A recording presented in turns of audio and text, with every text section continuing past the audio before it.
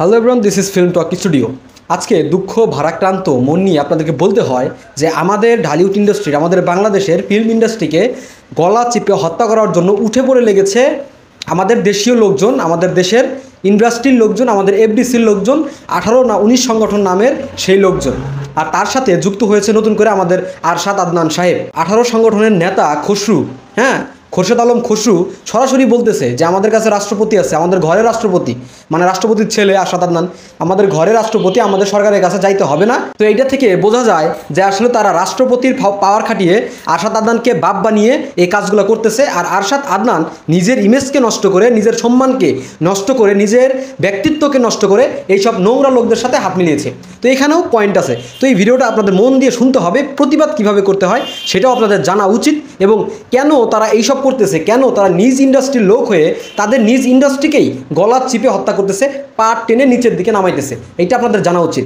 এই জন্য এই ভিডিওটা আপনাদের পুরোটা দেখতে হবে। তো প্রথম পয়েন্টটা হচ্ছে যে আরশাদ আদনান, ইকবাল, ডিপজল এদের সাথে খসরু এদের সাথে হাত মিলিয়েছে। হাত মিলিয়ে তিনি এখন শাকিব খানের বিপক্ষে, তিনি এখন শাকিব খানের মুভির বিপক্ষে। ঠিক আছে, তো প্রথম কথা বলি যে ইকবাল, ডিপজল এরা তো ভাই অনেক আগে থেকে নোংরা, এরা নোংরা পলিটিক্স নিয়ে ব্যস্ত।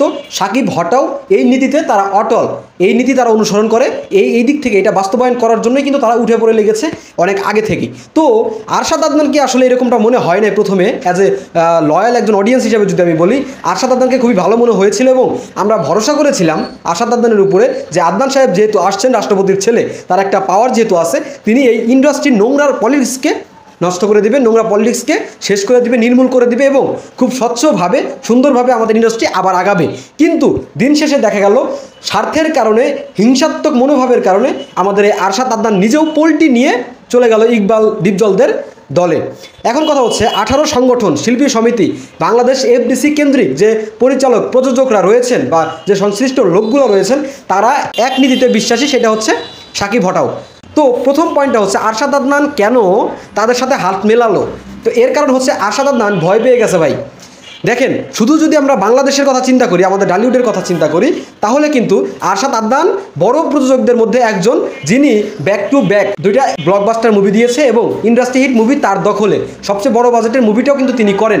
এই যে তিনি 1 নম্বর প্রযোজক, তার এতটা সম্মান, তিনি এইটা হারাতে বসেছেন।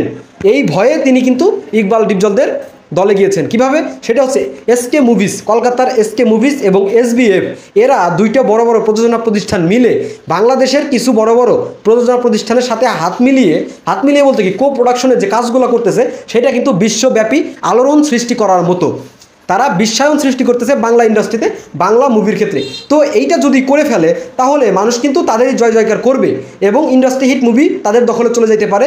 তাদের শাকিব খান তাদের সাথে বেশি কাজ করবে, বড় বড় কাজগুলো তাদের হবে, নাম কামাবে এসকে মুভিজ, নাম কামাবে এসবিএফ, নাম কামাবে অ্যাকশন কাট, নাম কামাবে রায়হান রাফির যে প্রোডাকশন হাউস আছে, চরকি, বঙ্গ, এরা। তো এইটা আমাদের আরশাদ আদনান সাহেব মেনে নিতে পারতেছে না।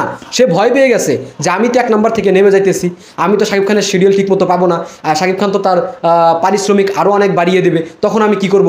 আমি তো শাকিব খানকে দিয়ে বন্ধুত্বের দোহাই দিয়ে বস্তা বস্তা মুভিতে সাইন করাতে পারবো না, লো বাজেটের মুভি তো আর করতে পারবো না। কারণ তাদের সাথে কাজ করে, প্যান ইন্ডিয়া কাজ করে বা গ্লোবালি যদি কাজ করে শাকিব খান, তখন তো তার ব্রেন বুদ্ধি আরও খুলে যাবে, সে আরও পরিপক্ক হবে, তার পারিশ্রমিক আরও বাড়িয়ে দেবে। সো সব মিলিয়ে এই ভয়ে কিন্তু আমাদের আরশাদ আদনান সাহেব তাদের দলে যোগ দিয়েছেন, এসকে মুভিজ এবং আপনার কি বলে এসবিএফ, এই 2টা প্রতিষ্ঠানকে সরিয়ে ফেলার জন্য। এই 2টা প্রতিষ্ঠানকে বাংলাদেশে ঢুকতে দিবে না, তার লক্ষ্য হচ্ছে এইটা। তো তিনি এইটার জেরে শাকিব খানকে নিয়েও প্রশ্ন তোলে। শাকিব খান এসি রুমে থাকে, শাকিব খানের তো কোনো সমস্যা নাই, আমাদের হিরো তো করবেই, সে এসি রুমে থাকে, ভালো গাড়িতে চড়ে, 5 স্টার হোটেলে থাকে। ভাই এইটা কোনো কথা হইলো? শাকিব খান একজন মেগাস্টার, সে কি এসি রুমে থাকবে না? আপনাদের মতো কি এফডিসির ফ্লোরে শুয়ে থাকবে? আগের দিন আছে, আগে শাকিব খান এফডিসিতে ঢুকতো সন্ধ্যায়, সারা রাত শ্যুট করতো, তারপরের দিন শ্যুট করতো, ঘুমাইতো এফডিসিতেই। তো এই দিন এখনও শাকিব খানের আছে? শাকিব খান একজন মেগা স্টার, সে গ্লোবাল স্টারে পরিণত হচ্ছে, এটা আপনার বুঝতে হবে, আপনার স্টারডম বুঝতে হবে শাকিব খানের। আপনি এখনও কি চান যে শাকিব খান এফডিসিতে আসবে, এফডিসি ঘরনার মুভি করবে, এফডিসিতে শুয়ে থাকবে, বস্তা বস্তা মুভি করবে, 30 লাখ টাকা পারিশ্রমিক নেবে? এত দিন আছে ভাই? এই নোংরামিগুলো আপনি শাকিব খানের বন্ধু হয়ে করেন কীভাবে? আপনার সেই মুখে প্যারালাইজড হয়ে যাওয়া উচিত, সেই মুখটা প্যারালাইজড হয়ে যাওয়া উচিত যে মুখ দিয়ে আপনি বলেছেন আপনি শাকিব খানের বন্ধু। আপনার যে ইমেজ সেটা আপনি নষ্ট করে ফেলছেন, আপনার যে সম্মান ছিল সাকিবিয়ানদের কাছে এইটাও আপনি নষ্ট করে ফেলছেন। সাকিবিয়ানরা আপনাকে দেখাবে সাকিবিয়ানদের পাওয়ার কী জিনিস আর নোংরামি করার ফল্ট কী হয়। আপনি ইকবালদের ডিপজলদের কাতারে গেছেন না, আপনি তাদের মতো বস্তা বস্তা মুভি আপনার বানাতে হবে, জীবনের সফলতার মুখ আপনি দেখতে পারবেন না। মানুষের গালি খাইতে খাইতে আপনি ইন্ডাস্ট্রি থেকে আপনার বের হয়ে যাইতে হবে। আশাদ আদনান সাহেব, আপনাকে এটা বলে রাখলাম আমরা।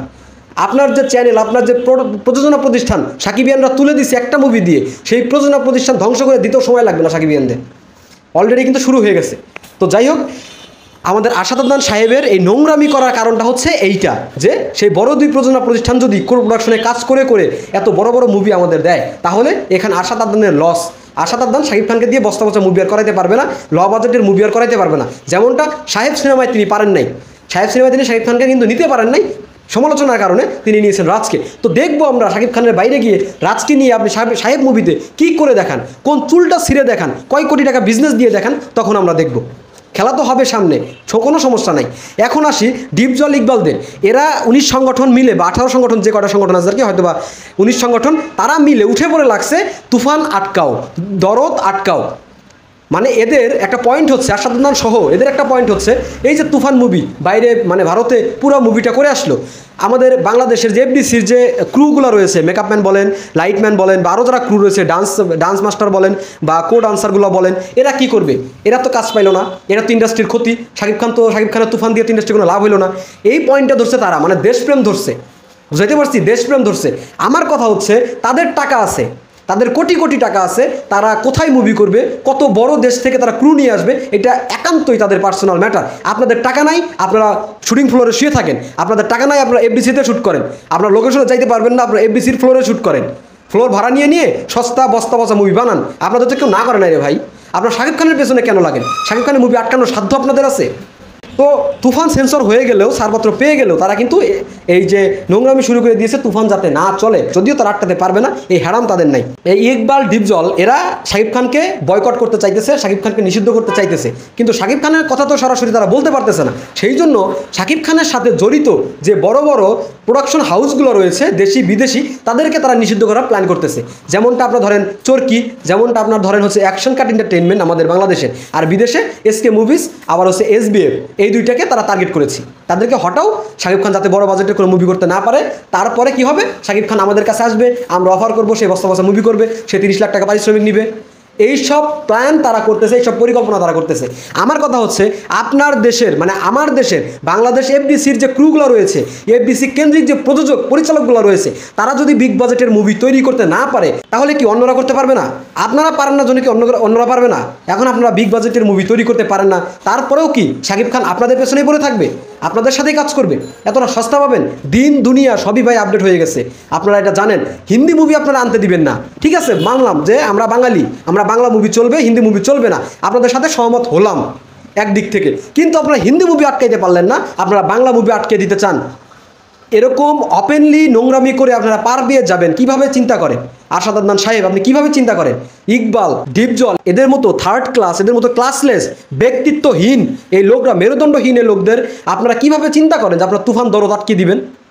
হ্যাঁ, আপনারা তো দরদ আটকানোর, আপনার ভাই অনেক আগেই বলতেছিলাম কিন্তু যে দরদ তারা আটকে দেওয়ার চেষ্টা করবে, যদিও পারবে না। মামুনের কাছে এরা ভাই দুধ ভাত, কারণ সরাসরি হিন্দি মুভি যেটা আটকাইতে পারে নাই, সেইটা তিনি বাংলা মুভি দরদ কীভাবে আটকাবে আপনারা চিন্তা করেন তো। কিন্তু তারা নোংরামি করবে। তাই আমি সাকিবিয়ানদের বলবো, আপনারা সবাই প্রস্তুত থাকেন ভাই, সাকিবিয়ানদের প্রস্তুত থাকতে হবে এই প্রতিবাদটা করার জন্য। এবার আমরা ইতিহাস ঘটাইতে চাই, আমরা এই ডিপজলকে এই এফডিসি থেকে আমরা তাড়াবো, এই সংগঠন থেকে আমরা তাড়াবো, এই সংগঠনকে ভেঙে চুরে চুরমার করে দিব, এফডিসির গেটে দরকার বলে তালা লাগাবো যদি তারা নোংরামি চরম পর্যায়ে পৌঁছে যায়। এইরকম একটা মেন্টালিটি আপনাদের সেট করে রাখেন, কারণ এটা খুব শীঘ্রই এই ধরনের একটা কাহিনী ঘটে যাবে ভাই।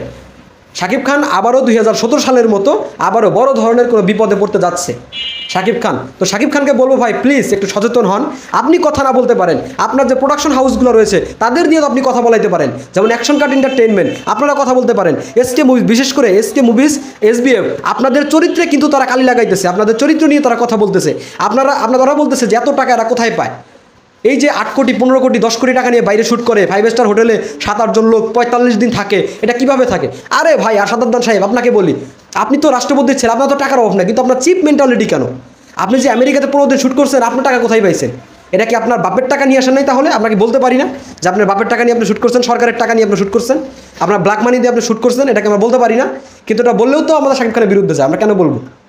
কথা হচ্ছে তাদের টাকা আছে, তারা 5 স্টার হোটেলে থাকবে না চাঁদের দেশে রকেট ভাড়া করে যা শ্যুট করে আসবে, এটা একান্তই তাদের পার্সোনাল ম্যাটার। এখানে আপনারা কথা বলার কে?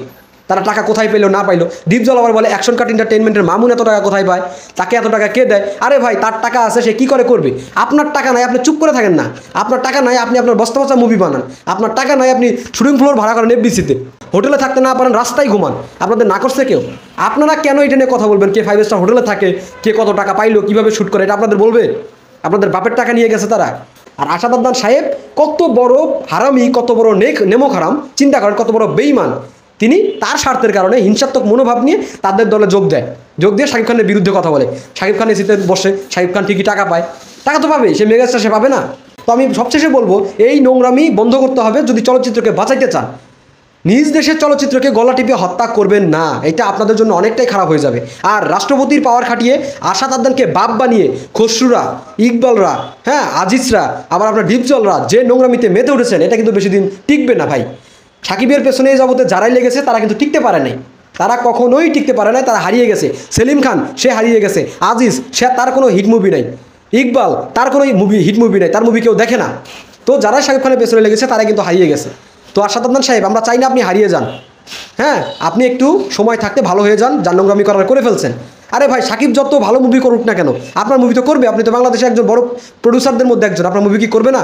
আপনি অবশ্যই শিডিউল পাবেন। আর আগামীতে 3টা মুভি শিডিউল তো আপনি নিয়েই রাখছেন, 3টা মুভি আপনি করবেন, এটা ঘোষণাও দিয়েছেন। তাহলে আপনার সমস্যাটা কোন জায়গায়? আবার আমাদের আশাদ আদনান সাহেব বলে যে তুফান যে শুরু হলো, এটা কি নিয়মের মধ্যে হয়েছে?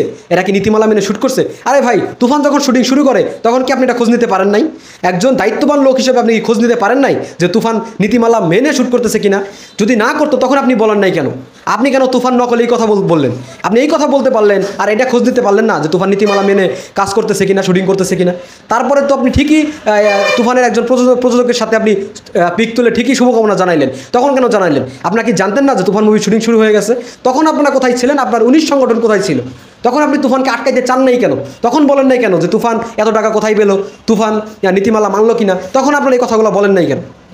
মানে কি বলবো আসলে, এরা যে কোন লেভেলের চিপ মেন্টালিটির, কোন লেভেলের রামছাগল, মানে এটা বলে বোঝানো শেষ করা যাবে না গাইস। ঠিক আছে, তো আপনারা সবাই প্রস্তুত হন। বাংলা সিনেমা প্রেমী যারা রয়েছেন, যারা বাংলা সিনেমার উন্নতি চান, তারা অবশ্যই এটার প্রতিবাদ আপনাদের করতেই হবে। প্রত্যেকটা কন্টেন্ট ক্রিয়েটর, বিশেষ করে সাকিবিয়ান কন্টেন্ট ক্রিয়েটর যারা আছে, তাদের এই বিষয়টা নিয়ে বেশি বেশি কথা বলা উচিত। সবাইকে সচেতন করা উচিত, পাবলিকদের সচেতন করা উচিত যে এফডিসির ভেতরে তারা কি শুরু করেছে, কি শুরু করতে যাচ্ছে, বাংলা চলচ্চিত্রকে কীভাবে তারা ধ্বংসের পথে নিয়ে যাইতেছে।